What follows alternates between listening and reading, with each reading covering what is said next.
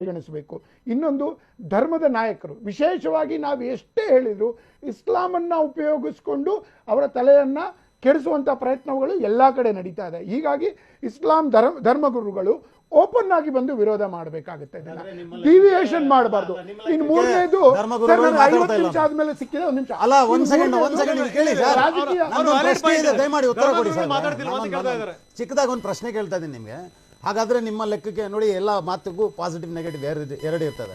ನೀವ್ ಹೇಳ್ತಾ ಇರೋ ಲೆಕ್ಕಾಚಾರ ನೋಡಿದ್ರೆ ಎಲ್ಲೋ ಒಂದು ಕಡೆ ಧರ್ಮಗುರುಗಳ ಕುಮ್ಮಕ್ ಇದು ಮಾಡ್ತಾ ಇದೆ ಅಂತ ಹೇಳ್ತಾ ಇದ್ದೀರಿ. ಹೇಳ್ತಾ ಇಲ್ಲ, ನಾನು ಓಪನ್ ಆಗಿ ಬಂದು ವಿರೋಧ ಹಾಗಾದ್ರೆ ಹೋಗ್ಲಿ. ಅಡಿಷನಲ್ ನಾನು ನಿಮಗೆ ಇದ್ರ ಬಗ್ಗೆ ಅಂತ ಹೇಳುದು. ಇನ್ನು ಮೂರು ಅಲ್ಲ, ನಿಮಗೆ ಒಂದ್ ನಿಮಿಷ ಕೇಳಿ, ರಾಜಕೀಯದ ನಾನು ನಿಮಗೆ ಪರ್ಸನಲ್ ಆಗಿ ಇನ್ವೈಟ್ ಮಾಡ್ತೀನಿ. ಕೇಳಿ, ಶುಕ್ರವಾರ ನಾನು ನಿಮಗೆ ಕರ್ಕೊಂಡು ಹೋಗ್ತೀನಿ, ಮಸೀದಿಯಲ್ಲಿ ಕುತ್ಕೊಳ್ಳಿ,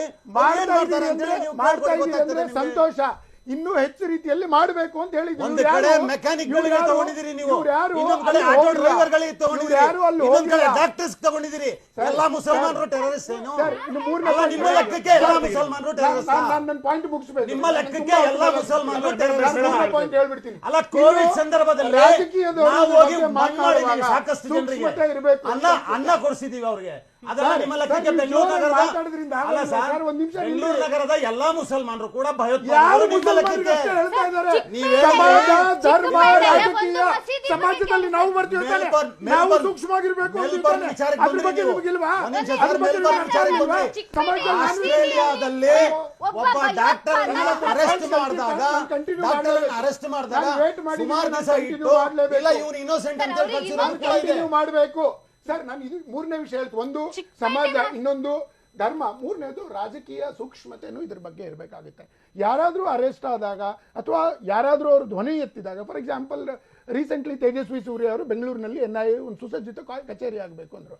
ಇವರು ಫಸ್ಟ್ ಡೇ ಈ ತರ ಮಾತಾಡಿದ್ದಾರೆ, ಇವರನ್ನ ಅರೆಸ್ಟ್ ಮಾಡಬೇಕು, ಇವರನ್ನ ಸ್ಯಾಕ್ ಮಾಡಬೇಕು ಅಂತ. ಸರ್, ಒಂದ್ ನಿಮಿಷ ನಿಲ್ಲಿದ್ದಾರೆ. DK ಶಿವಕುಮಾರ್ ಅವರು ಅಂತ ಒಬ್ಬ ನಾಯಕರು ಇವ್ರ ಬಗ್ಗೆ ಎಷ್ಟು ಕೇವಲವಾಗಿ ಅವ್ರು ಕೇಳಿರೋದೇನಲ್ಲ. ಮುಖ್ಯಮಂತ್ರಿಗಳು 3 ವರ್ಷ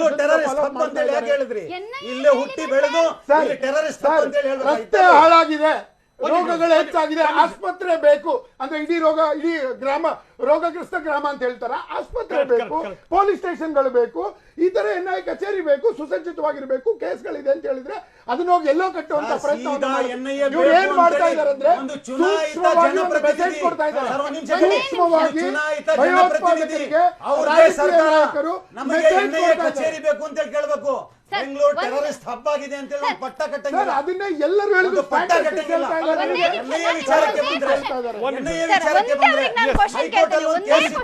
ಹೈಕೋರ್ಟ್ ಅಲ್ಲಿ ನಿಮಗೆ ಯಾಕೆ ಬೇಜಾರಾಗುತ್ತೆ? ಉಗ್ರ ಹಬ್ಬ ಆಗುತ್ತೆ ಬರ್ಲಿ ಅಂತ ಹೇಳಿ ಯಾರು ಬೆಂಗಳೂರು ಟೆರರಿಸ್ಟ್ ಹಬ್ಬ ಬಿಡಿ. ಹಾಗಾದ್ರೆ ನಿಮ್ಮ ಲೆಕ್ಕಕ್ಕೆ NIA ಬೇಕು ಅಂತ ನಾವು ಕೂಡ ಕೇಳಿದ್ದು. ಏನಂದ್ರೆ ಬೆಂಗಳೂರು ನಗರ ಟೆರರಿಸ್ಟ್ ಹಬ್ ಆಗಿದೆ, ಕೊಡಿ ಅಂತ ಕೇಳಿದ್ರೆ ತಪ್ಪಾಗುತ್ತಲ್ವಾ? ಅವ್ರದೇ ಕೇಳಿದ್ರೆ ಇಲ್ಲಿ ಉಗ್ರ ಚಟುವಟಿಕೆಗಳು ಆಗ್ತಾ ಇಲ್ವಾ? ಹಾಗಾದ್ರೆ ಸರ್, ಇಲ್ಲಿ ನಾನು ಪ್ರಶ್ನೆಗೆ ನೀವು ಮಾಡಿ ಉಗ್ರ ಚಟುವಟಿಕೆಗಳು ಡೈವರ್ಟ್ ಮಾಡಬೇಡಿ. ನೀವೇನ್ ಹೇಳಿದ್ರಿ? NIA ಕಚೇರಿಯಲ್ಲಿ ಬೇಕು, ಅದಕ್ಕೆ ನಮ್ಮ ಸಮರ್ಥನೆ ಇದೆ. ಒಂದು ಎಕ್ಸಾಂಪಲ್, ನನ್ನ ಮಾತು ಪೂರ್ತಿ ಕೇಳಿ ಸರ್. ತೇಜಸ್ವಿ ಸೂರ್ಯ ಅವರು ಹೋಮ್ ಮಿನಿಸ್ಟರ್ ಭೇಟಿ ಮಾಡ್ತಾರೆ. ಭೇಟಿ ಮಾಡಿ ಏನ್ ಹೇಳಬೇಕು? NIA ಬೇಕಾಗಿದೆ ಕಚೇರಿ ಅಂತೇಳಿ ಮುಗಿದ್ರೆ ಕತೆ ಅಷ್ಟೇ. ಬೆಂಗಳೂರು ಟೆರರಿಸ್ಟ್ ಹಬ್ ಅಂತ ಹೇಳಿ ಒಂದು ಪಟ್ಟ ಯಾಕೆ ಸರ್ ಕಟ್ಟಿಲ್ಲ? ಹಂಗಂದ್ರೆ ಬೆಂಗಳೂರು ನಗರದಲ್ಲಿ ಎಷ್ಟು ನಿಮ್ಮ ಸುಸಜ್ಜಿತ ಆಫೀಸು ಈಗ 8 ರಾಜ್ಯಗಳಲ್ಲಿ ಇದೆ. 8 ರಾಜ್ಯಗಳಲ್ಲಿ ಮೊನ್ನೆ 28 ಸೆಪ್ಟೆಂಬರ್ಗೆ 3 ಹೊಸ ರಾಜ್ಯಗಳಲ್ಲಿ NIA ತನ್ನ ಕಚೇರಿಯನ್ನ ತೆಗೆದಿದೆ. ಅದರ ಅರ್ಥ ಅಲ್ಲೆಲ್ಲ ಟೆರರಿಸಂ ಹಬ್ ಆಗಿದೆ ಅಂತ ಹೇಳಿ ಅವರು ವಿರೋಧ ಮಾಡಬೇಕಾಗುತ್ತೆ. ಚುನಾಯಿತ ಪ್ರತಿನಿಧಿಯಲ್ಲೂ ಕೂಡ ನಮ್ಮ ರಾಜ್ಯ ನಮ್ಮ ನಗರ ಟೆರರಿಸ್ಟ್ ಹಬ್ ಆಗಿದೆ ಅಂತ ಹೇಳಿಲ್ಲ. ಅವೆಲ್ಲ ಬಕ್ವಾಸ್ರಿ ಅಲ್ಲ, ಅವೆಲ್ಲ ನೀವು ಒಪ್ಕೊಳ್ಳಿ. ಇಲ್ಲಿ ಚಟುವಟಿಕೆಗಳು ಆಗ್ತಾ ಇದೆ, ಅದು ನಮಗೆ ನಿಮಗೆ ಸಂಬಂಧಪಟ್ಟಿರೋದಲ್ಲ. ಬಕ್ವಾಸ್ ಅಲ್ಲ. ಹೈಕೋರ್ಟ್ ಅಲ್ಲಿ NIA ಕೇಳಿದೆ, ಸಪರೇಟ್ ಬೆಂಚ್ ಕೊಡಿ. ಹೈಕೋರ್ಟ್ ಅಲ್ಲಿ ಕೇಳಿದೆ, ಹೈಕೋರ್ಟ್ ಅದಕ್ಕೆ ಡೈರೆಕ್ಷನ್ಸ್ ಕೊಟ್ಟಿದೆ ಸರ್ಕಾರಕ್ಕೆ, NIA ಕೊಡಿ ಅಂತ ಹೇಳಿ. ಅದಕ್ಕೆ ನಮ್ಮ ಸಮರ್ಥನೆ ಇದೆಯಲ್ಲ. ನಿಮ್ಮನ್ನ ಯಾರು ಹಂಗಂದಿದ್ರೆ ನೀವು ಟಾರ್ಗೆಟ್ ಮಾಡಿ. ಆದ್ರೆ ಬೇಕು ಅಂತ ಹೇಳಿದಾಗ ಎಸ್ ಬೇಕಾಗಿದೆ ಅಷ್ಟೇ. ಆಗಿಲ್ವಾ? ಇನ್ಸಿಡೆಂಟ್ಗಳಾಗಿಲ್ವಾ? ನಗರಕ್ಕೆ ಒಂದು ಮೇಡಮ್, ಟೆರರಿಸ್ಟ್ ಪಟ್ಟ ಕಟ್ಟಂಗಿಲ್ವಲ್ಲ ನೀವು? ಒಂದ್ ನಿಮಿಷ. ಅನಿಲ್ ಅನಿಲ್ ತೆಲಂಗಾಣದಲ್ಲಿ ಅನಿಲ್ ಕರ್ನಾಟಕದಲ್ಲಿ ಮೇಡಮ್ ಯಾಕಂದ್ರೆ ಅವ್ರೀಗ ಹೇಳಿದ್ರು, ಈಗ ಇವ್ರೇನೋ ಹೇಳಿದ್ರು ಅಂದ್ರೆ ಬೆಂಗಳೂರಿನ ಎಲ್ಲ ಕಡೆ ಈಗ ಮಸೀದಿಯಲ್ಲಿ, ನಾನು ಎಲ್ಲ ಮಸೀದಿ ಅಂತ ಹೇಳ್ತಾ, ಒಂದು ಪ್ರತ್ಯಕ್ಷ ಉದಾಹರಣೆ ಇದೆ, ತನಿಖಾ ದಳನೇ ಹೇಳಿದೆ. ಈಗ 1-2 ತಿಂಗಳು ಹಿಂದೆ ಒಬ್ಬ ಟೆರರಿಸ್ಟ್ ಮಸೀದಿಯಲ್ಲಿ, ಅವನ ಹೆಸರು ಏನೋ ಇದೆ, ಅಬ್ದುಲ್ ರೆಹಮಾನ್ ಏನೋ, 30 ವರ್ಷದವನಿಗೆ ಮಸೀದಿಯಲ್ಲಿ, ಚಿಕ್ಕಪೇಟೆ ಮಸೀದಿಯಲ್ಲಿ ಆಶ್ರಯ ತಾಣ ಕೊಟ್ಟಿದ್ದಾರೆ. ಇದಕ್ಕೆ ನಿಮ್ಮ ಅಭಿಪ್ರಾಯ ಹೇಳಿ ನನಗೆ. 3 ತಿಂಗಳ ಹಿಂದೆ ನೀವು ನೋಡಿ, 2014ರಲ್ಲಿ ಬಿಹಾರದಲ್ಲಿ ಬಂಧನವಾಗಿದ್ದ ಒಬ್ಬ ಉಗ್ರನ, ಅವನು ತಪ್ಪಿಸ್ಕೊಂಡಿದ್ದ. ಅವನಿಗೆ ಒಬ್ಬ ಮೌಲ್ವಿ, ಬೆಂಗಳೂರಿನ ಒಬ್ಬ ಚಿಕ್ಕಪೇಟೆಯ ಮೌಲ್ವಿ, ಅವನಿಗೆ ಆಶ್ರಯ ತಾಣ ಕೊಟ್ಟಿದ್ದಾರೆ. ದಯವಿಟ್ಟು ನೀವು ನಗ್ಬೇಡಿ, ಇದು ಗಂಭೀರ ಸ್ಥಿತಿ ಇದೆ. ಮತ್ತೆ ರಾಷ್ಟ್ರೀಯ ತನಿಖಾ ದಳ ಬೆಂಗಳೂರಿಗೆ ಬರ್ತದೆ ಅಂದ್ರೆ ಅಶ್ರಫ್ ತಾವೇನು ಹೇಳಿಕೊಟ್ರಿ? ಒಂದ್ ನಿಮಿಷ, ಅಶ್ರಫ್ ತಾವೇನು ಹೇಳಿಕೊಟ್ರಿ? ಅಶ್ರಫ್, ಆದ್ರಿಂದ ನಿಮ್ಗೆ ಇದು ಉಗ್ರವಾಗಿದೆ, ನಿಜವಾದಂತ ಸ್ಥಿತಿ ಇದಲ್ಲ. ಮತ್ತೇನು ಅಂತ ಹೇಳ್ಬೋದಾ ನೀವು? ಮತ್ಯಾವುದು ನಿಜವಾದ ಸ್ಥಿತಿ? ನಿಜವಾದ ಸ್ಥಿತಿ ನಾನು ಹೇಳ್ತೇನೆ, ಅದನ್ನೇ ನಾನು ಒಂದು ಅವಾಗ ಗಂಟೆಯಲ್ಲಿ 80,000 ಫೋನ್ ಕಾಲ್ಸ್ ಹೋಗಿ ಭಯದ ವಾತಾವರಣವನ್ನ ಬಿಜೆಪಿ ಮತ್ತು ಅದರ ಹಿಂದಿರುವಂತ ಶಕ್ತಿಗಳು ಅವರು ಮಾಡ್ತಾ ಇದ್ದಾರೆ.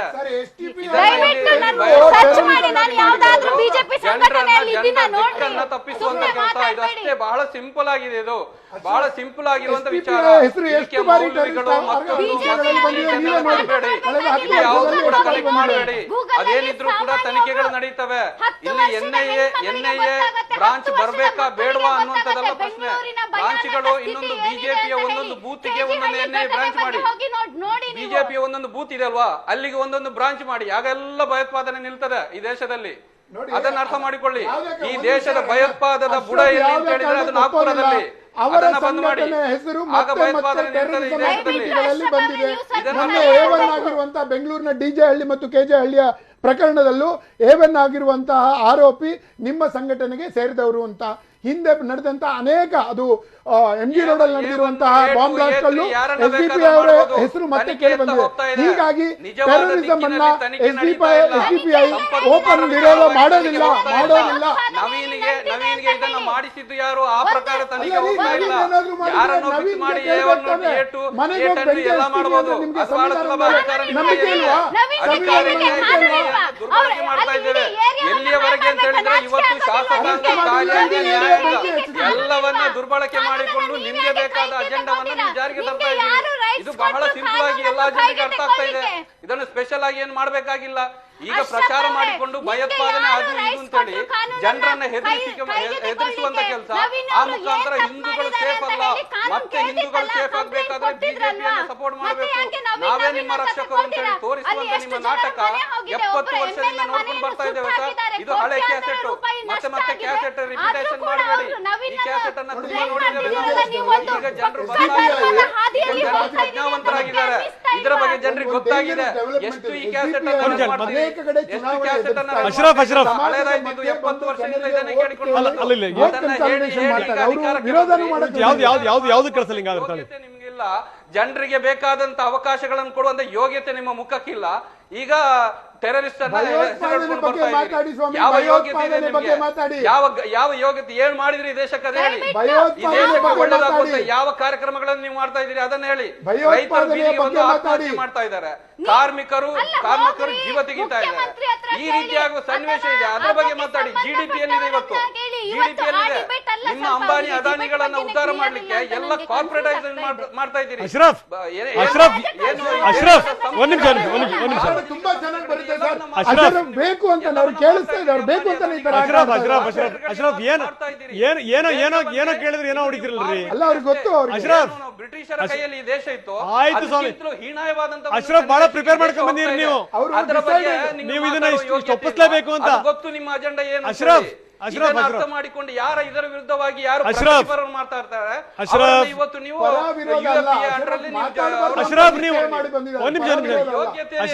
ಕೇಳಿಸ್ಕೊಳ್ಳಿ. ಮತ್ತು ಇದರ ಹಿಂದೆ ಇರುವಂತಹ ಸಂಘ ಪರಿವಾರದ ಯೋಗ್ಯತೆ ಎಷ್ಟು? ಅದನ್ನ ಅರ್ಥ ಮಾಡ್ಕೊಳ್ಳಿ. ಜನರು ಪ್ರಜ್ಞಾವಂತರಾಗ್ತಾ ಇದ್ದಾರೆ ನಿಮ್ಮ ದಾರಿ ತಪ್ಪುವಂತ ವಿಚಾರಗಳಲ್ಲಿ. ಇವತ್ತು ಜನರು ಹೋಗ್ತಾ ಇಲ್ಲ ಗೊತ್ತಿದೆ. ನೀವು ಎಷ್ಟೇ ಪ್ರಚಾರ ಮಾಡಿ ನಿಮ್ಮ ಈ ಸುಳ್ಳುಗಳು ಸುಳ್ಳುಗಳನ್ನು ಮತ್ತೆ ಮತ್ತೆ ಮತ್ತೆ ಮತ್ತೆ ಹೇಳುದು ಜನರು ನಂಬ್ತಾರೆ ಅಂತ ನೀವು ಭಾವಿಸಿದ್ದೀರಿ. ಸೂರ್ಯನಾರಾಯಣ್ ಸ್ವಲ್ಪ ಬದಲಾಯಿಸಿ, ಸೂರ್ಯನಾರಾಯಣ್ ಏನಂತೀರಿ ಇದ್ರ ಬಗ್ಗೆ? ಹೊಸತ್ತು ತನ್ನಿ. ನಾನು ರಂಗನಾಥ್ ಅವರೇ, ನನಗೆ ದಯವಿಟ್ಟು ಬಾಕಿದವ್ರು ಮಾತಾಡಲಿಕ್ಕೆ ಅವಕಾಶ ಕೊಡಬೇಡಿ. ಇಷ್ಟೆಲ್ಲ ಆಗ್ತಾ ಇರೋದ್ರ ಉದ್ದೇಶ ಏನು ಅಂತ ರಫೀಕ್ ಅವರಿಗೆ ಇಷ್ಟೆಲ್ಲ ಮಾಡ್ತಿರೋ ಉದ್ದೇಶ ಏನು ಅಂತ ಕೇಳಿ ಕುರಾನ್ ಅಲ್ಲಿ ದಾರುಲ್ ಹರಬ್, ದಾರುಲ್ ಇಸ್ಲಾಂ ಅನ್ನುವಂತ ಶಬ್ದ ಏನು ಅಂತ ಕೇಳಿ. ಆ ದಾರುಲ್ ಇಸ್ಲಾಂ ಮಾಡ್ಲಿಕ್ಕೇನೆ ಇವರೆಲ್ಲರೂ ಹೊರಡ್ತಾ ಇರುವಂತದ್ದು. ದಾರುಲ್ ಇಸ್ಲಾಂ ಉದ್ದೇಶನೇ ಅವರದ್ದು ಇಡೀ ಜಗತ್ತನ್ನು ಇಸ್ಲಾಂ ರಾಷ್ಟ್ರ ಮಾಡಬೇಕು ಅಂತ. ಇದರಲ್ಲಿ ಯಾವುದೇ ಬಡವ ಶ್ರೀಮಂತ ಅಥವಾ ಹಿನ್ನೆಲೆ ಇಲ್ಲ. ಅವರ ಉದ್ದೇಶನೇ ಇಂತಹ ಮುಸಲ್ಮಾನ್ ಯುವಕರನ್ನ ತರಬೇತಿಗೊಳಿಸಿ ಇಸ್ಲಾಮಿನ ಪ್ರಚಾರಕ್ಕೋಸ್ಕರ ಸಾಯ್ಲಿಕ್ಕೂ ತಯಾರು ಮಾಡುವಂತ ಕೆಲಸವನ್ನು ಅವ್ರು ಮಾಡ್ತಾ ಇದ್ದಾರೆ. ಪಕ್ಕದಲ್ಲಿ ಕೇರಳ ಇದ್ದಾರೆ. ಕೇರಳದಲ್ಲಿ ದಾರುಲ್ ಇಸ್ಲಾಂ ಅಂದ್ರೆ ದಾರುಲ್ ಇಸ್ಲಾಂ ಅಂತ ನನಗೇನು ಗೊತ್ತಿಲ್ಲ, ಅದೇನು ಸ್ವಲ್ಪ ಹೇಳಿ ಸರ್ ದಯಮಾಡಿ. ದಾರುಲ್ ಇಸ್ಲಾಂ ಅಂದ್ರೆ ಬೆಂಗಳೂರಲ್ಲಿ ಕೂಡ ಇದೇ ಟ್ರೈನಿಂಗ್ ಕ್ಯಾಂಪ್ಗಳು 16 ಕಡೆ ನಡೀತಾ ಇದೆ ಅಂತ ಇದೇ ದಯಮಾಡಿ ಕೇಳಿ ಸಾಹೇಬ್ರೆ. ಇದನ್ನ ಯಾಕೆ ಮಾಡ್ಲಿಕ್ಕೆ ಆಗಲ್ಲ? ಒಂದು ನಿಮಿಷ, ನನ್ನ ಪ್ರಶ್ನೆ ಇದೆ. ರಫೀಕ್ ಅವರು ವಿಷಯ ಬಿಟ್ಟು ವಿಷಯ ಅಶ್ರಫ್ ಇದಾರೆ, ಎಜೆ ಖಾನ್ ಇದಾರೆ, ದಯಮಾಡಿ ಇಲ್ಲಿ ಕೇಳಿ. ಈ ದಾರುಲ್ ಇಸ್ಲಾಂ ಅಂದ್ರೆ ಏನ್ ಸರ್? ಅಶ್ರಫ್ ಅವರು ಅಶ್ರಫ್ ಅವರು ದಾರುಲ್ ಇಸ್ಲಾಂ ಇಡೀ ಜಗತ್ತನ್ನೇ ಇಸ್ಲಾಂ ರಾಷ್ಟ್ರ ಮಾಡಬೇಕು ಅಂತ ಉದ್ದೇಶವನ್ನು ಇಟ್ಕೊಂಡು ದೇಶದಾದ್ಯಂತ ಇವತ್ತು ಭಯೋತ್ಪಾದನೆ ನಡೀತಾ ಇದೆ. ಇಸ್ಲಾಂ ಪ್ರಾರಂಭ ಆಗಿ ಇಡೀ ದೇಶದಲ್ಲಿ ಇವತ್ತು ಅವರು ಮಾಡ್ತಾರೆ ಸರ್. ಅವ್ರಿಗೆ ಕೇಳಿ ಇಲ್ಲಿ ಪ್ರಶ್ನೆ ಬಂದಿರೋದೇನು ಅಂತಂದ್ರೆ, ಈಗ ಅಲ್ಲ ತೇಜಸ್ವಿ ಸೂರ್ಯ ಕೇಳಿದ್ದಿದೆಯಲ್ಲ, ಕೇಳಿ ನೀವು ಯಾರು ಬೇಡ ಅಂತಾರೆ ನೀವು. ಆದ್ರೆ ಬೆಂಗಳೂರನ್ನ ನೀವು ಉಗ್ರ ತಾಣ ಅಂತ ಹೆಂಗಂದಿರಿ ಅಂತ ಖಾನ್ ಅವ್ರು ಕೇಳ್ತಾರೆ. ಹೆಂಗಂದ್ರಿ ನೀವು ಅಂತ. ಬೆಂಗಳೂರು ಹಾಗಾದ್ರೆ ಉಗ್ರರ ಸಾಫ್ಟ್ ಟಾರ್ಗೆಟ್ ಅಲ್ವಾ? ಇಲ್ಲಿ ಟ್ರೈನಿಂಗ್ ನಡೀತಾ ಇಲ್ವಾ ಸೂರ್ಯನಾರಾಯಣ ಅವರೇ? ಎಸ್ ಹೌದು. ಬೆಂಗಳೂರಲ್ಲಿ ಎಷ್ಟು ಜನ ಹಿಂದೂಗಳ ಹತ್ಯೆ ಮಾಡಿ ರುದ್ರೇಶ್ ಅಂತ ರೀತಿಯಲ್ಲಿ ಎಷ್ಟು ಜನ ಹತ್ಯೆ ಆಯ್ತು? ಇಡೀ ಬೆಂಗಳೂರಲ್ಲಿ ಈ ತರ ಮುಸಲ್ಮಾನ್ ಈ ತರ ಸ್ಲೀಪರ್ ಸೆಲ್ಗಳ ಹಿನ್ನೆಲೆಯಲ್ಲಿ ISI ಎಷ್ಟು ಬಾರಿ ವರ್ಷಗಳಿಂದ ಹಿಡಿದ್ರು. ಎಷ್ಟು ಇಲ್ಲಿ ಬೆಂಗಳೂರು 100% ಗುಪ್ತಚರ ಇಲಾಖೆ ನಿಂದೇ ಸರ್ಕಾರದ ರಾಜ್ಯ ಮತ್ತು ರಾಷ್ಟ್ರ ಸರ್ಕಾರ ಇಂಟೆಲಿಜೆನ್ಸ್ ಅಲ್ಲಿ ಫೇಲ್ ಆಗಿದೆ ಅನ್ನೋ ಲೆಕ್ಕ. ಮಾತಾಡ್ಲಿಕ್ಕೆ ಅವಕಾಶ ಕೊಡಿ, ಮಾತಾಡ್ಲಿಕ್ಕೆ ಅವಕಾಶ ಕೊಡಿ. ನೋಡಿ, ಮೊನ್ನೆ KJ ಹಳ್ಳಿ DJ ಹಳ್ಳಿ ಗಲಾಟೆ ಆಯ್ತು. ಇದೇ ತರ 16 ಕೋಮುಗಳ ಬಗ್ಗೆ ಹಿಂದನೂ ಆಗಿದೆ. NIA ತನಿಖೆ ಆಗ್ಬೇಕಿದ್ರೆ ಮತ್ತೆ 1 ವಾರ 2 ವಾರ ಸಮಯ ತಗೊಳ್ಳುವಾಗ ಇಲ್ಲಿರೋ ಸಾಕ್ಷಿಗಳ ನಾಶ ಮಾಡಿ ಅವ್ರಿಗೆ ಬೇಕಾದ ರೀತಿಯಲ್ಲಿ ತನಿಖೆ ಆಗೋ ರೀತಿಯಲ್ಲಿ ಯೋಚನೆಗಳನ್ನು ಮಾಡ್ತಾರೆ. NIA ತಕ್ಷಣ ಆ ಮೊಮೆಂಟ್ ಅಲ್ಲಿ ನುಗ್ಗಿದ್ರೆ ಮಾತ್ರ ನಿಜವಾದ ಕಲ್ಪ್ರಿಟ್ಸ್ ಗಳು ಯಾರಿದ್ದಾರೆ, ಎದರಿಂದ ಏನ್ ನಡೀತಾ ಏನೋ ಅಂತ ಅವ್ರು ಹಿಡಿಲಿಕ್ಕೆ ಸಾಧ್ಯ ಆಗುತ್ತೆ. ಇಂಥದ್ದು ಬೆಂಗಳೂರಲ್ಲಿ ಬೇರೆ ಬೇರೆ ಸೋಗಿನಲ್ಲಿ ಸಾಫ್ಟ್ವೇರ್ ಇಂಜಿನಿಯರ್ ಅಂತ ಹಿಡಿದು ಬೇರೆ ಬೇರೆ ವ್ಯಾಪಾರದ ಹೆಸರಿನಲ್ಲಿ ಬೆಂಗಳೂರಿನವರೇ ಅಲ್ಲದಂತಹ ಬೇರೆ ಕಡೆಯಿಂದ ಬಂದು ಮದ್ರಾಸಗಳಲ್ಲಿ ಮಸೀದಿಗಳಲ್ಲಿ ಇವತ್ತು ಅಡಗಿ ಕೂತ್ಕೊಂಡಿದ್ದಾರೆ. ಅವರನ್ನು ಈ ಬೆಂಗಳೂರಿನ ಇವತ್ತೇ ಬೆಂಗಳೂರಿನ ಅಷ್ಟು ಮಸೀದಿ ಮದ್ರಾಸಗಳ ಮೇಲೆ ದಾಳಿ ಮಾಡಿದ್ರೆ ಅಕ್ಷರಶಃ 100ಕ್ಕೂ ಹೆಚ್ಚು ಈ ತರ ಟೆರರಿಸ್ಟ್ಗಳು 100% ಸಿಗ್ತಾರೆ. ಸರ್ಕಾರ ಇದನ್ನ ಧೈರ್ಯ ಮಸೀದಿ ಮೇಲೆ ದಾಳಿ ಮಾಡಿ ನೋಡ್ಬೇಕಾ ಅಂತ 100%. ಹೌದಾ? ಎಲ್ಲಾ ಮಸೀದಿಗಳಲ್ಲೂ CCTV ಫುಟೇಜ್ ಇರ್ತದೆ. ಕೇಳಿ ಸರ್, ಇಲ್ಲಿ ಎಲ್ಲಾ ಮಸೀದಿಗಳಲ್ಲೂ CCTV ಫುಟೇಜ್ ಇದೆ. ಇಲ್ಲಿ ಕೇಳಿ, ಇಲ್ಲಿ ನಿಮ್ದೇ ಸರ್ಕಾರ ಅಲ್ವಾ? ಸರಿ ಆಯ್ತು, ದಾಳಿ ಮಾಡಿಸಿ. ಗೊತ್ತಾಗ್ತದಲ್ಲ ನಿಮ್ಗೆ ವಿಚಾರ? ನಿಮಗೆ ವಿಚಾರ ಗೊತ್ತಾಗ್ತದಲ್ಲ? ನೀವು ಎಷ್ಟು ಮುಸ್ಲಿಮರ ಪರವಾಗಿದ್ದೀರಿ ಅಥವಾ ಎಷ್ಟು ವಿರೋಧ ಇದೆ ಅಂತ ನಿಮಗೆ ಗೊತ್ತಾಗ್ತದಲ್ಲ? ಭಯೋತ್ಪಾದನೆಯ ಹಿಂದೆ ಮುಸಲ್ಮಾನರಿಗೆ ಮಟ್ಟ ಹಾಕುವಂತ ಕೆಲಸ ಮಾಡೋದು ನೀವು. ನಿಮ್ಮ ಹತ್ರ ರಾಜಕೀಯ ಮಾಡ್ಲಿಕ್ಕೆ ಭಯೋತ್ಪಾದನೆ ಬಿಟ್ಟು ಬೇರೆ ಏನು ವಿಚಾರ ಇಲ್ವಾ? ಮಸೀದಿ ಮೇಲೆ ದಾಳಿ ಮಾಡ್ತೀನಿ ಅಂದ್ರೆ ನೀವು ಮಸೀದಿ ಮೇಲೆ ದಾಳಿ ಮಾಡಿ ನೋಡ್ತೀವಿ ಅಂದ್ರೆ ಕ್ಲಿಯರ್ ಕಟ್ ಆಗಿ ಹೇಳ್ತಾ ಇದ್ದೀವಿ. ಅಲ್ಲೇ ಟ್ರೈನಿಂಗ್ ಆಗ್ತಾ ಇದೆ ಅನ್ನೋ ಲೆಕ್ಕ. ಅಲ್ಲೇ ನೀವ್ ಹೇಳ್ತಾ ಇರೋ ಲೆಕ್ಕಕ್ಕೆ ಮಸೀದಿ ಎಲ್ಲ ಟ್ರೈನಿಂಗ್ ತಗೊಂತಾ ಇದಾರೆ ಅನ್ನೋ ಲೆಕ್ಕ. ನಾನು ಯಾಕೆ ಅದನ್ನ ಕಣ್ ಮುಚ್ಕೊಂಡು ಕೇಳಿ ಒಪ್ಕೋಬೇಕು? ಸರ್ಕಾರಕ್ಕೆ TV9 ನಿಂದ ಈ ಮಾಧ್ಯಮದಿಂದ ನಾನು ನಮ್ರ ವಿನಂತಿ ಮಾಡ್ಕೊಳ್ತಾ ಇದ್ದೇನೆ. ಒಬ್ಬ ಮುಸ್ಲಿಂ ಲೀಡರ್ ಹೇಳ್ತಾ ಇದ್ದಾರೆ, ಅವರ ಏನು ಮಸೀದಿಗೆ ಒಳಗಡೆ CC ಕ್ಯಾಮೆರಾವನ್ನು ಇಡಿ, ನಿಮ್ಗೆ ಕ್ಲಿಯರ್ ಆಗತ್ತೆ ಅಂತ ಹೇಳಿ. ದಯವಿಟ್ಟು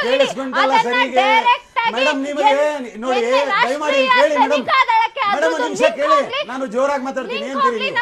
ಒಂದು ನಿಮಿಷ ಕೇಳ್ರಮ್ಮ. ಆಗ್ಲೂ ಒಂದ್ ಯಾವ್ದೋ ಮಿಸ್ಇನ್ಫಾರ್ಮೇಶನ್ ಕೊಟ್ರಿ, ಈಗ್ಲೂ ಹೇಳ್ತಾ ಇದ್ರಿ ನಾನು ಎಲ್ಲೂ ಕೈ ಜೋಡಿಸಿ ಹೇಳಿಲ್ವಲ್ಲ. ಜನರಿಗೆ ನಾನು ಎಲ್ಲೂ ಕೈ ಜೋಡಿಸಿ ಹೇಳಿಲ್ವಲ್ಲಮ್ಮ. ಆಲ್ರೆಡಿ ಸಿಸಿಟಿವಿ ಫುಟೇಜ್ ಇದೆ. ಆಲ್ರೆಡಿ ಸಿಸಿಟಿವಿ ಫುಟೇಜ್ ಇದೆ. ಇಲ್ಲಿ ನೋಡಿ ಸರ್, ಒಂದ್ ನಿಮಿಷ ಕೇಳಿ ಸರ್ ದಯಮಾಡಿ. ನಮ್ಮ ಹೋಮ್ ಮಿನಿಸ್ಟರ್ ಬೊಮ್ಮಾಯಿ ಸಾಹೇಬ್, ಅಮಿತ್ ಶಾ ಅವರು, ಅವರ ಇಂಟೆಲಿಜೆನ್ಸ್ ಕೆಟ್ಟೋಗಿದೆ ಅನ್ನೋ ಲೆಕ್ಕ ಏನ್ ಹೇಳಿ? ಅವರ ಇಂಟೆಲಿಜೆನ್ಸ್ ಕೆಟ್ಟೋಗಿದೆ ಅನ್ನೋ ಲೆಕ್ಕ ಅದು. ಅದನ್ನ ನಾನ್ ಯಾಕೆ ಅಕ್ಸೆಪ್ಟ್ ಮಾಡ್ಬೇಕು? ನಾನ್ ಯಾಕೆ ಅಕ್ಸೆಪ್ಟ್ ಮಾಡ್ಬೇಕು? ಅದನ್ನ ನೀವು ಹೇಳಿ. ಖಾನ್ ಅವ್ರು ಮಾಡ್ತಾ ಇದಾರಲ್ಲ ಆತರ ಎವ್ರಿ ಟೈಮ್ 3 ವಿಷಯಗಳನ್ನ ಹೇಳಿದೆ ನಾನು. ರಾಜಕೀಯದವರು ಸರಿ ಮಾಡಬೇಕು, ಸಮಾಜ ಸರಿ ಮಾಡಬೇಕು, ಧರ್ಮ ಸರಿ ಮಾಡಬೇಕು. ಪ್ರತಿ ಸಲ ಧರ್ಮದ ಹಿಂದೆ ಹೋಗಿ ಏನು ಸುಮಾರು ಗಲಾಟೆ ಮಾಡ್ಸಕ್ಕೆ ಏನು ಹೇಳಿ ಸರ್. ಈಗ ಒಂದ್ ನಿಮಿಷ, ಈ ಇಶ್ಯೂ ಒಂದ್ ಸ್ವಲ್ಪ ಬೇರೆ ಕಡೆ ಹೇಳ್ಬಿಡ್ತಾ ಇದ್ದೀನಿ. ಸಮುದಾಯಕ್ಕೆ ಮಾಡರ್ನ್ ಎಜುಕೇಶನ್ ಅಂದ್ರೆ ಸಮುದಾಯಕ್ಕೆ ಒಳ್ಳೇದಾಗ್ತದೆ ಅಂದ್ರೆ ಮದ್ರಾಸಗಳಲ್ಲಿ ಮಾಡರ್ನ್ ಎಜುಕೇಶನ್ ಅಂದ್ರೆ ಏನು ಸಾಹೇಬ್ರೆ? ಎಜುಕೇಶನ್ ಕೊಡಿ. ಏನು ಎಜುಕೇಶನ್ ನಾಟ್ ಓನ್ಲಿ ಧಾರ್ಮಿಕವಾಗಲ್ಲ, ಪ್ರಪಂಚದಲ್ಲಿ ಏನ್ ನಡೀತಾ ಇದೆ ಅದು ಕೂಡ ತೋರಿಸ್ಬೇಕಲ್ಲ ಅವ್ರಿಗೆ. ಒಪ್ತೀರಾ ನೀವು? ಕೊಡ್ಬೇಕಲ್ಲ ಸರ್. ಒಪ್ತೀರಾ ಇವರು? ಒಳ್ಳೆ ಮಾತನ್ನ ಹೇಳ್ತಾ ಇದಾರೆ ಎಜೆ ಖಾನ್ ಅವರು. ಮದ್ರಾಸಗಳಿಗೆ ಮಾಡರ್ನ್ ಟಚ್ ಕೊಡಿ ಅಂತ ಆಗುತ್ತೇನ್ರಿ? ಆಗುತ್ತಾ? ಒಂದ್ ನಿಮಿಷ. ರಾಜ್ಯ ಸರ್ಕಾರಕ್ಕೆ ನಾನೇ ಮನವಿ ಕೊಡ್ತೀನಿ. ಹೇಳೋದಲ್ಲ, ನಮ್ಮ ಸಮುದಾಯಕ್ಕೆ ಮಾಡರ್ನ್ ಎಜುಕೇಶನ್ ಬೇಕಾಗಿದೆ ಅಂತ ನಾನೇ ಮನವಿ ಕೊಡ್ತೀನಿ. ಬಹಿರಂಗವಾಗಿ ಹೇಳ್ತಾ ಇದ್ದೀನಲ್ಲ. ನೀವು ಸ್ವಲ್ಪ ಭಿನ್ನವಾಗಿದ್ದೀರಿ.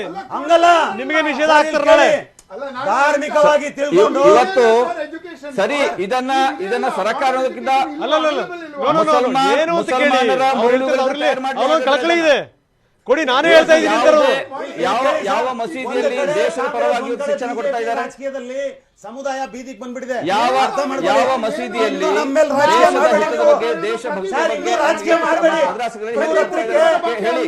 ನಾವು ಮಾತಾಡ್ತಾ ಇರೋದು ಲಾಕ್ಡೌನ್ ಸಂದರ್ಭದಲ್ಲಿ ನಾವು ಲೇಡೀಸ್ ಹತ್ರ ಮಾತಾಡಿದ್ರಿ. ಒಂದ್ ನಿಮಿಷ ಕೇಳಿ ಸರ್. ಲಾಕ್ಡೌನ್ ಸಂದರ್ಭದಲ್ಲಿ ನೀವು ಒಬ್ರು ಲೇಡೀಸ್ ಹತ್ರ ಮಾತಾಡಿದ್ರಿ. ಆಕೆ ಮುಸ್ಲಿಂ, ಅವ್ರ ಹತ್ರ ಮನೇಲಿ ಊಟ ಇರಲಿಲ್ಲ. ನೀವೆಲ್ಲ ಬೇಜಾರಿಂದ ಒಂದ್ ಮಾತು ಹೇಳಿದ್ರಿ. ಇಡೀ ಸಮುದಾಯ ಕುತ್ಕೊಂಡು ಅಟ್ಲೀಸ್ಟ್ ಮಾಧ್ಯಮದವರು, ಅದು ಸ್ಪೆಸಿಫಿಕ್ ಆಗಿ TV9 ಅವರು ನಮಗೆ ಸಹಾಯ ಮಾಡಿದ್ರು ಅನ್ನೋ ವಿಚಾರ ಇದೆ. ಅದೇ ತರ ಸಮುದಾಯಕ್ಕೆ ಏನು ಅನುಕೂಲ ಬೇಕು ಅದನ್ನು ಕೂಡ ಒಂದು ಚರ್ಚೆ ಮಾಡಿ ಸರ್. ಬರೀ ಭಯೋತ್ಪಾದಕನೇ ಖಾನ್ ಅಂದ ತಕ್ಷಣ ಅಥವಾ ಇನ್ನೊಂದು SDPI PFI ಅಂದ್ರೆ ಮುಸ್ಲಿಂ ಅಲ್ಲ, ಮುಸ್ಲಿಂ ಅಂದ್ರೆ SDPI PFI ಅಲ್ಲ. ನಾವಿದ್ದೀವಿ ನಾವು. ನೀವು SDPI ಮೇಲೆ ಇರೋ ರಾಜಕೀಯ ಸಮುದಾಯದ ಮೇಲೆ ತೋರಿಸ್ಬೇಡಿ.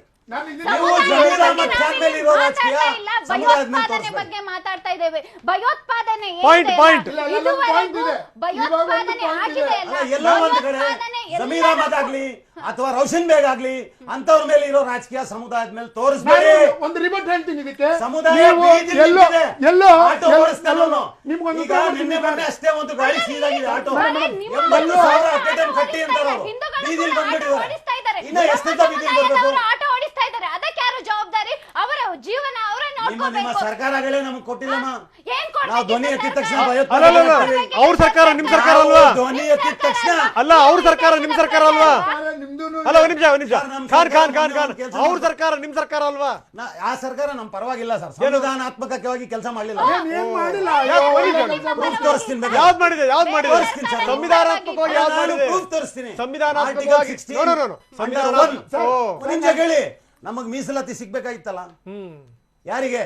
ಸ್ಪೆಸಿಫಿಕ್ ಆಗಿ ಖಾನ್ಗಲ್ಲ. ನಮ್ಮಲ್ಲಿ ಪಿಂಜಾರ ಇದೆ, ನದಾಫ್ ಇದೆ, ಪತ್ತರ್ ಬೋರ್ಡ್ ಇದೆ. ಅಂತವ್ರಿಗೆ ಆರ್ಥಿಕ, ಶಿಕ್ಷಣ, ಸಾಮಾಜಿಕ ಸರ್ಕಾರದ ಸವಲತ್ತುಗಳು ಮಾತ್ರ ಇವರಿಗೆ ಬೇಕಾಗಿದೆ. ಯಾವುದೇ ಎಜುಕೇಶನ್ ಲೋನ್ ಇಲ್ಲ ಅಥವಾ ಶಾಲೆಯಲ್ಲಿ ಈಗ ನಿಮ್ಮವರಿಗೆ ಎಷ್ಟು ರೀತಿಯ ಆದಾಯ ಸರ್ಕಾರದಿಂದ 10ನೇ ಕ್ಲಾಸ್ ಓದಿದ್ರೆ ಸಾಕು, ಆ ಹೆಣ್ಣು ಮಕ್ಕಳಿಗೆ ಎಲ್ಲ ರೀತಿಯ ಸೌಲಭ್ಯ ಇವತ್ತು ಸರ್ಕಾರ RTI ಹಾಕಿನೇ ಗೊತ್ತಾಗಿದ್ದು. ಈಗ ಗೂಗಲ್ ಹಾಕಿ ನೀವು ನೋಡಿ.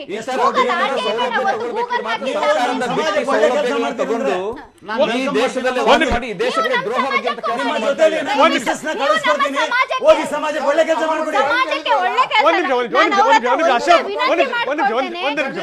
ಅವರ ಮಕ್ಕಳಿಗೆ ಒಳ್ಳೆ ಶಿಕ್ಷಣ ಕೊಡ್ಲಿ. ಏನು ಇದುವರೆಗೂ ಭಯೋತ್ಪಾದನೆ ಆಗಿದೆಯಲ್ಲ, ಭಯೋತ್ಪಾದನೆ ಅಶ್ರಫ್ ಮಾತಾಡ್ತಾರೆ. ಒಂದ್ ನಿಮಿಷ ಅಶ್ರಫ್, ನೀವು ಪಾಯಿಂಟ್ ಬಿಟ್ಟು ಎಲ್ಲೆಲ್ಲ ಹೋಗ್ಬೇಡಿ. ದಯವಿಟ್ಟು ಪಾಯಿಂಟ್ ಮಾತಾಡಿ, ಭಾಷಣ ಮಾಡಬೇಡಿ ಪ್ಲೀಸ್. ಅಶ್ರಫ್ ಹೇಳಿ, ಮುಂದುವರಿಸಿ ಪ್ಲೀಸ್, ಮುಂದುವರಿಸಿ. ಪಾಯಿಂಟ್ ಅನ್ನು ಹೇಳ್ತಾ ಇದ್ದೀನಿ. ಮುಂದುವರಿಸಿ, ಟೈಮ್ ವೇಸ್ಟ್ ಮಾಡಬೇಡಿ ಪ್ಲೀಸ್. ನೋಡಿ ಸರ್, ಇಲ್ಲಿ ಹೇಳ್ತಾ ಇದ್ದಾರೆ ಅವರು ಮದ್ರಸಾಗಳ ಬಗ್ಗೆ. ಇದನ್ನ ಮದ್ರಸಾದೊಳಗೆ ದಾಳಿ ಮಾಡಿ ಅಂತ ಹೇಳಿ ದಾಳಿ ಮಾಡುವ ಅವಶ್ಯಕತೆ ಇಲ್ಲ. ನಾನು ಹೇಳ್ತೇನೆ, ಅಲ್ಲಿ ಹೋಗಿ ಯಾವಾಗ ಬೇಕಾದ್ರೂ ತನಿಖೆ ಮಾಡಿ, ಅದು ಓಪನ್ ಇದೆ. ಎಲ್ಲಿ ಯಾಕೆ ದಾರಿ ತಪ್ಪಿಸುವಂತ ಕೆಲಸವನ್ನ ಮಾಡ್ತಾರೆ. ಇಲ್ಲಿ ಅವರು ಏನ್ ಹೇಳ್ತಾರೆ, ಇಲ್ಲಿ ಏನು ಶಸ್ತ್ರಾಸ್ತ್ರಗಳನ್ನು ವಶಪಡಿಸಿರುವುದನ್ನ ಉಲ್ಲೇಖ ಮಾಡಿ ಅದನ್ನ. ಇದರ ಹಿಂದಿರುವಂತ ಎಷ್ಟೋ ಮದ್ರಾಸುಗಳಲ್ಲಿ ಮಸೀದಿಗಳಿಂದ ಶಸ್ತ್ರಾಸ್ತ್ರ ವಶಪಡಿಸಿದ್ದಾರೆ. ನೀವು ಶಾಂತಿ ಬಗ್ಗೆ ಬೋಧನೆ ಮಾಡುವವರಾದ್ರೆ, ನೀವು ಶಾಂತಿ ದೂತರೆ ಹೌದಾದ್ರೆ, ಇಸ್ಲಾಂ ಅಂದ್ರೆ ಶಾಂತಿ ಅಂತ ಹೇಳ್ತಿರಲ್ಲ, ಶಾಂತಿ ದೂತರ ಪ್ರಾರ್ಥನಾ ಸ್ಥಳದಲ್ಲಿ ಶಸ್ತ್ರಗಳು ಯಾಕೆ ಬೇಕಾಗಿದೆ?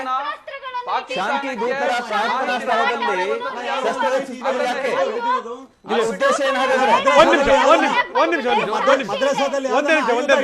ಒಂದೇ ನಿಮಿಷ ಪ್ಲೀಸ್. ಮೇಡಮ್ ದಯವಿಟ್ಟು. ಬಂಧಿತ ಶಂಕಿತ ಉಗ್ರ ಅಬ್ದುಲ್ ರೆಹಮಾನ್ ಯಾರು, ಅದರ ಬಗ್ಗೆ ಒಂದಿಷ್ಟು ವಿವರಗಳನ್ನು ಕೊಡ್ತಾ ಇದೀವಿ ಈಗ. ಶಂಕಿತ ಉಗ್ರ ರೆಹಮಾನ್ ಯಾರು, ರೆಹಮಾನ್ ಮಾಡಿದಂತ ಉಗ್ರ ಕೃತ್ಯ ಏನು, ಎಂತದ್ದು, ಯಾರಿವನು, ಇವನ ಹಿನ್ನೆಲೆ ಏನು, ವಿಧ್ವಂಸಕ ಕೃತ್ಯದಲ್ಲಿ ರೆಹಮಾನ್ ಭಾಗಿಯಾಗಿದ್ದು ಹೇಗೆ, ಇವನು ಭಾಗಿಯಾಗಿದ್ದು ಹೇಗೆ, ಇವನು ಸೆಳೆಯಲ್ಪಟ್ಟಿದ್ದು ಹೇಗೆ, ಬೇರೆಯವ್ರನ್ನು ಸೆಳೆದಿದ್ದು ಹೆಂಗೆ. ಅಮೆರಿಕ ಸೇನೆ ಈ ರೆಹಮಾನ್ ಮೇಲೆ ಇಲ್ಲಿ ಕರ್ನಾಟಕದಿಂದ ಏನು ಕಾರ್ಯಾಚರಿಸ್ತಾ ಇದ್ದ ಅವನ ಮೇಲೆ ಅಮೆರಿಕ ಸೇನೆ ಕಣ್ಣಿಟ್ಟಿತ್ತು. ಲೆಕ್ಕ ಹಾಕೊಳ್ಳಿ ನೀವು. ಇವನ್ ಏನೇನು ನಡೀತಾ ಇದೆ, ಎಲ್ಲೆಲ್ಲಿಂದ ಏನೇನು ಕಳಿಸ್ತಾ ಇದ್ದಾನೆ, ಯಾವ ಮೆಡಿಸಿನ್ ಕಳಿಸ್ತಾ ಇದ್ದಾನೆ, ಏನು ಎತ್ತ. ಬೆಂಗಳೂರಿನಲ್ಲೇ ಕೆಲಸ ಮಾಡ್ತಿದ್ದಂತ ಶಂಕಿತ ಉಗ್ರ ರೆಹಮಾನ್ ಗೊತ್ತಿತ್ತಾ? ಅಮೆರಿಕ ಸೇನೆ ಹೇಳದಂಗ ಗೊತ್ತಿತ್ತ ಇವ್ರಿಗೆ? MS ರಾಮಯ್ಯ ಆಸ್ಪತ್ರೆಯಲ್ಲಿ ವೈದ್ಯರಾಗಿದ್ದ ರೆಹಮಾನ್, ಆಪ್ತಾಲ್ಮಿಸ್ಟ್. ಮೊನ್ನೆ ತಾನೇ MS ಎಕ್ಸಾಮ್ ಕೂಡ ಬರೆದಿದ್ದ, ಮತ್ತೆ ಕೆಲಸ ಮಾಡ್ತಾನೆ. ಸಿರಿಯಾ ಉಗ್ರರಿಗೆ ವೈದ್ಯಕೀಯ ಸಲಹೆಯನ್ನು ಕೊಡ್ತಿದ್ದ ಇದೇ ರೆಹಮಾನ್. ರೆಹಮಾನ್ಗೆ ಉಗ್ರರ ಲಿಂಕ್ ಇತ್ತು. ಅಗತ್ಯ ಇದ್ದಾಗ ಸಿರಿಯಾಕ್ಕೆ ಮೆಡಿಸಿನ್ ಕಳಿಸ್ತಾ ಇದ್ದ. ಆ ಮೆಡಿಸಿನ್ ಪೊಟ್ಟಣ ಸಿಕ್ತಲ್ಲ, ಬಾಕ್ಸ್ ಸಿಕ್ತಲ್ಲ, ಅದರ ಆಧಾರದ ಮೇಲೆ ಗೊತ್ತಾಯ್ತು ಹಣೆ ಬರ ಏನು ಅಂತ. ಮೆಡಿಕಲ್ ಶಸ್ತ್ರಾಸ್ತ್ರಕ್ಕೆ ಸಂಬಂಧಪಟ್ಟಂತ ಆಪ್ಗಳನ್ನು ಕೂಡ ರೆಹಮಾನ್